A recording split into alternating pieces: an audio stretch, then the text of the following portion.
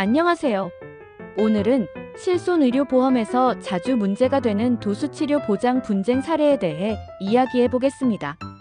최근 실손의료보험에서 도수치료와 관련된 분쟁이 많아지면서 어떤 경우에 보장이 되고 어떤 경우에 거절되는지에 대해 궁금해하시는 분들이 많으신데요.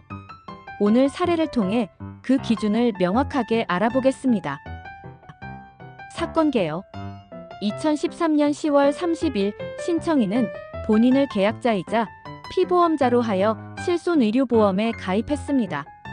이후 2015년 8월 29일부터 10월 6일까지 경추간판 장애로 인한 통증을 치료하기 위해 도수치료 19회를 받았고, 이 치료에 대해서는 실손의료비 지급이 이루어졌습니다. 당시 신청인은 경추통 및 경추의 염좌 및 긴장 진단을 받았으며 시병원에서 치료를 진행했습니다. 보험사는 이 치료를 질병 치료 목적으로 인정하고 실손의료비를 지급했습니다. 하지만 문제가 된 것은 그 이후에 22회 도수치료였습니다. 2015년 10월 7일부터 12월 23일까지 같은 증상으로 추가적인 도수치료를 받았는데요. 보험사는 이를 체형 교정 또는 예방 목적으로 판단하며 실손의료비 지급을 거절했습니다.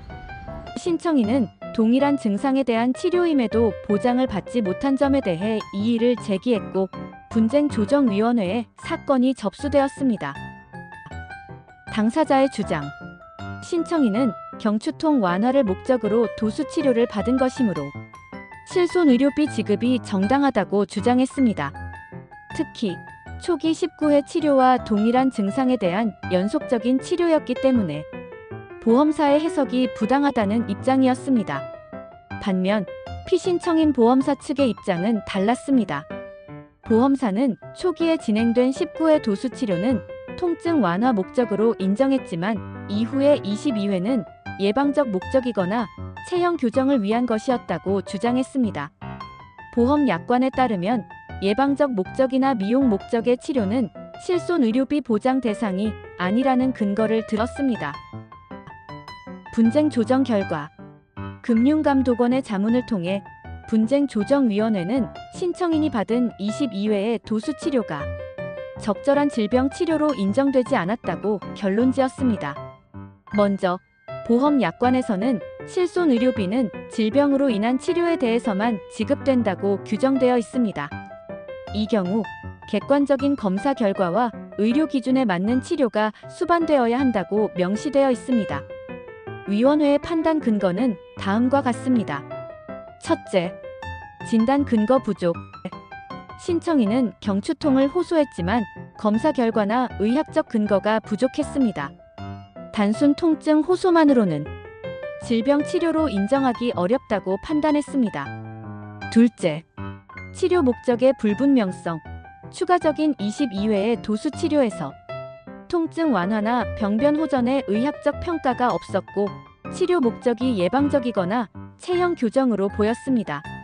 셋째, 치료 횟수의 과다성. 의료계에서는 도수치료의 적정 횟수를 주 23회, 한 달에 812회로 판단합니다. 하지만 신청인의 경우 이를 훨씬 초과하는 22회를 진행했고, 이는 예방적 목적으로 해석될 수 있는 부분이었습니다. 위원회는 이러한 근거를 토대로 보험사의 지급 거절이 정당하다고 결론 내렸습니다. 결론. 결국 신청인의 22회 도수치료는 질병 치료 목적이 아닌 체형 교정 및 예방 목적으로 판단되었습니다. 따라서 실손의료비 지급 대상이 아니라고 최종 결정되었고, 보험사의 지급 거절은 정당하다는 판단이 내려졌습니다. 핵심 포인트 정리. 첫째, 실손의료비는 반드시 질병 치료 목적이어야 보장됩니다. 둘째, 체형 교정이나 예방적 치료는 실손의료비 대상이 아닙니다. 셋째, 도수치료의 횟수는 의료 기준에 맞는 적정 범위여야 합니다. 넷째, 진단 근거가 충분히 명확해야 보장이 가능합니다. 오늘 사례를 통해 도수치료가 언제 실손의료비 보장 대상이 되는지 명확하게 이해할 수 있었을 거예요. 보험 가입 시 약관을 꼼꼼히 확인하고 치료 목적을 명확히 하는 것이 얼마나 중요한지 다시 한번 깨닫게 됩니다. 다음 시간에도 알기 쉬운 보험 사례로 찾아뵙겠습니다. 구독과 좋아요 부탁드립니다.